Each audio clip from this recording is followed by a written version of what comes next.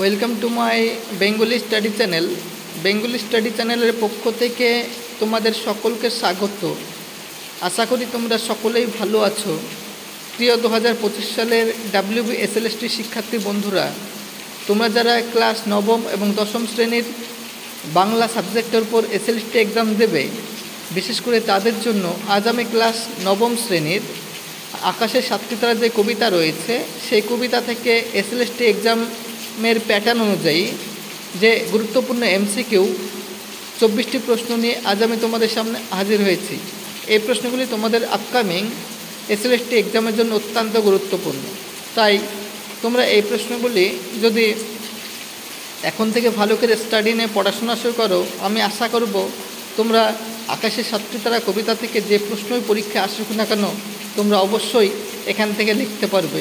আমি এটি তোমাদের গ্যারেন্টি সহকারে বলছি, কারণ আমি অত্যন্ত বাছাইকৃতভাবে প্রত্যেকটি প্রশ্ন SLST এক্সামের জন্য আসার মতো প্রশ্নগুলি আজ আমি তোমাদের সামনে শেয়ার করছি। তাই এই প্রশ্নগুলি তোমরা দেখো এবং তোমাদের বন্ধু বান্ধবদের মধ্যেও ক্লাসের লিঙ্কটা শেয়ার করো। এবং তোমাদের শুধুমাত্র আমি আকাশের সাতটি তারা কবিতা থেকেই প্রশ্ন দিচ্ছি SLST এক্সামের জন্য তা নয়, এর আগেও অনেক ভিডিও আমার আপলোড রয়েছে। যদি তোমরা দেখে না থাকো তাহলে চ্যানেলে গিয়ে যে প্লেলিস্ট রয়েছে সেখান থেকে দেখে নেবে। তাই আলোচনা শুরু করার পূর্বেই তোমরা যারা নতুন আমার এই চ্যানেলে ভিডিও দেখছো, তারা অবশ্যই আমার এই চ্যানেলটিকে সাবস্ক্রাইব করবে এবং পাশে থাকা বেল আইকন বেলটি প্রেস করে অল নোটিফিকেশন অন করে দেবে, যাতে করে আমার ভিডিও ছাড়ার সঙ্গে সঙ্গে সবার আগে তোমাদের কাছে পৌঁছে যায়। তাই আলোচনা দীর্ঘায়িত না করে চলো আমরা ফিরে যাই আজকের মূল আলোচনায়। দেখো, আকাশের সাতটি তারা কবিতা থেকে তোমাদের জন্য যে 1 নম্বর প্রশ্নটি রেখেছি সেটি হলো, আকাশের সাতটি তারা রূপসী বাংলা কাব্যগ্রন্থের কত সংখ্যক কবিতা? তাহলে এই প্রশ্নের সঠিক উত্তরটি হলো 6 সংখ্যক কবিতা। পরে প্রশ্ন 2 নম্বর, কবি জীবনানন্দ দাশ কোথায় জন্মগ্রহণ করেন? এই প্রশ্নের সঠিক উত্তরটি হলো 1899 খ্রিস্টাব্দের 18ই ফেব্রুয়ারি বাংলাদেশের বরিশালে। এই জন্মসাল, কোথায় জন্মগ্রহণ করেন, এগুলো তোমাদের মনে রাখতে হবে, কারণ এই প্রশ্নগুলো SLST এক্সামের জন্য অত্যন্ত গুরুত্বপূর্ণ। পরের প্রশ্ন 3 নম্বর, জীবনানন্দ দাশ কত খ্রিস্টাব্দে ইহলোক ত্যাগ করেন? তাহলে এই প্রশ্নের সঠিক উত্তরটি হলো 1954 খ্রিস্টাব্দের 22শে অক্টোবর কলকাতায়। তাহলে কলকাতায় তিনি মারা যান। পরের প্রশ্ন 4 নম্বর, জীবনানন্দ দাশের পিতার নাম কী ছিল? মোস্ট ইম্পর্টেন্ট, মনে রাখবে। তাহলে এই প্রশ্নের সঠিক উত্তরটি হলো সত্যানন্দ দাশ। পরের প্রশ্ন, জীবনানন্দ দাশের প্রথম কাব্যগ্রন্থ কোনটি? এটি মারাত্মক গুরুত্বপূর্ণ, বিশেষ করে প্রথম কাব্যগ্রন্থ আর শেষ কাব্যগ্রন্থ তোমরা মনে রাখবে। তাহলে জীবনানন্দ দাশের প্রথম কাব্যগ্রন্থের নাম হলো ঝরা পালক, আর কত সালে প্রকাশিত হয়? 1927। পরের প্রশ্ন 7 নম্বর, জীবনানন্দ দাশের শেষ প্রকাশিত কাব্যগ্রন্থ কোনটি? তাহলে হে প্রেম তোমারে ভেবে ভেবে, 1998। এটি হচ্ছে তার শেষ কাব্যগ্রন্থ, মনে রাখবে। পরের প্রশ্ন 8 নম্বর, জীবনানন্দ দাশের প্রথম প্রকাশিত উপন্যাস কোনটি? তাহলে এই প্রশ্নের সঠিক উত্তরটি হলো মাল্যবান। সালটা মনে রাখবে, 1923। পরের প্রশ্ন 9 নম্বর, জীবনানন্দ দাশের রূপসী বাংলা কাব্যগ্রন্থটি কত খ্রিস্টাব্দে প্রকাশিত হয়?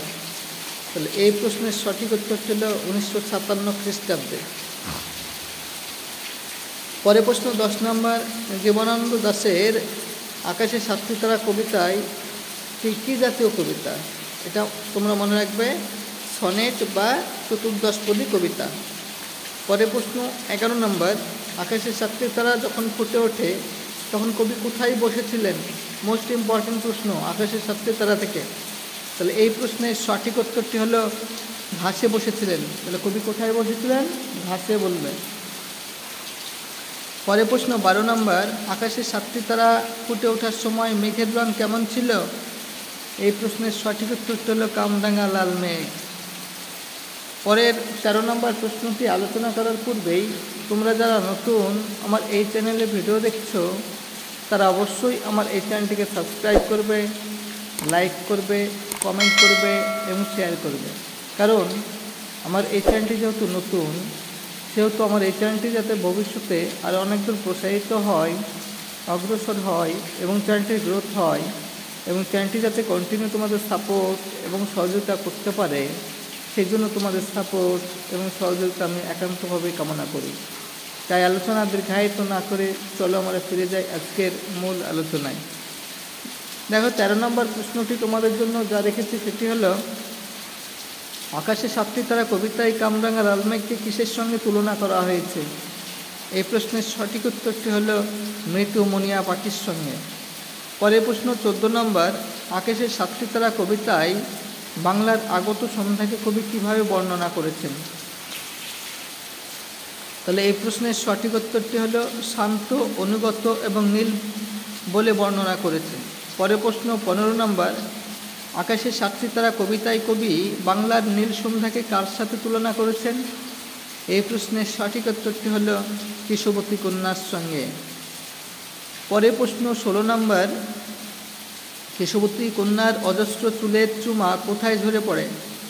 এই প্রশ্নের সঠিক উত্তরটি হল হিজলে, কাঁঠালে ও জামে। পরের প্রশ্ন 17 নম্বর, দেখো কেশবতী কন্যার চুলের বিন্যাস থেকে কেমন গন্ধ ঝরে পড়ে? এই প্রশ্নের সঠিক উত্তরটি হল স্নিগ্ধ গন্ধ। পরের প্রশ্ন 18 নম্বর, আকাশের 7টি তারা কবিতায় কী কী মাছের উল্লেখ আছে? এই প্রশ্নের সঠিক উত্তর হল চাঁদা এবং সরপুঁটি। পরের প্রশ্ন 19 নম্বর, দেখো আকাশের 7টি তারা কবিতায় কবি কোন ঘাসের কথা উল্লেখ করেছেন? এই প্রশ্নের সঠিক উত্তরটি হল মোথা ঘাসের কথা। পরের প্রশ্ন 20 নম্বর, আকাশের 7টি তারা কবিতায় কোন শাকের কথা উল্লেখিত হয়েছে? এই প্রশ্নের সঠিক উত্তরটি হল কলমি শাকের কথা। পরের প্রশ্ন 21 নম্বর, আকাশের 7টি তারা যখন ফুটে ওঠে তখন কবি কার টের পান? এই প্রশ্নের সঠিক উত্তরটি হল বাংলার প্রাণময় উপস্থিতি টের পান। পরের প্রশ্ন 22 নম্বর, আকাশের 7টি তারা কবিতায় কী কী পাখির উল্লেখ আছে? এই প্রশ্নের সঠিক উত্তরটি হল মৃত মনিয়া এবং হাঁস। মনিয়া পাখি এবং হাঁসের উল্লেখ আছে। পরের প্রশ্ন 23 নম্বর, আকাশের 7টি তারা কবিতায় মোথা ঘাস কার দ্বারা পদদলিত হয়েছে? এই প্রশ্নের সঠিক উত্তরটি হল কিশোরের দ্বারা। পরের প্রশ্ন 24 নম্বর, আকাশের 7টি তারা কবিতায় কবি কার ব্যথিত গন্ধের ক্লান্ত নীরবতা অনুভব করেছেন? এই প্রশ্নের সঠিক উত্তরটি হল লাল বট ফলের মতো। এই যে আমি তোমাদের আকাশের 7টি তারা কবিতা থেকে মোস্ট ইম্পর্টেন্ট এসএলএসটি এক্সামের জন্য আগত প্রশ্নগুলি শেয়ার করলাম, এই প্রশ্নগুলি অত্যন্ত গুরুত্বপূর্ণ। তোমরা পড়ে যাও, আমি আশা করি তোমরা এখান থেকে সফলতা লাভ করবেই। তাই এইরকম নিত্য নতুন ভিডিও পেতে তোমরা অবশ্যই আমার এই চ্যানেলটিকে সাবস্ক্রাইব করবে, লাইক করবে, কমেন্ট করবে এবং চ্যানেলটি বন্ধু বান্ধবদের মধ্যে অধিক পরিমাণে শেয়ার করো।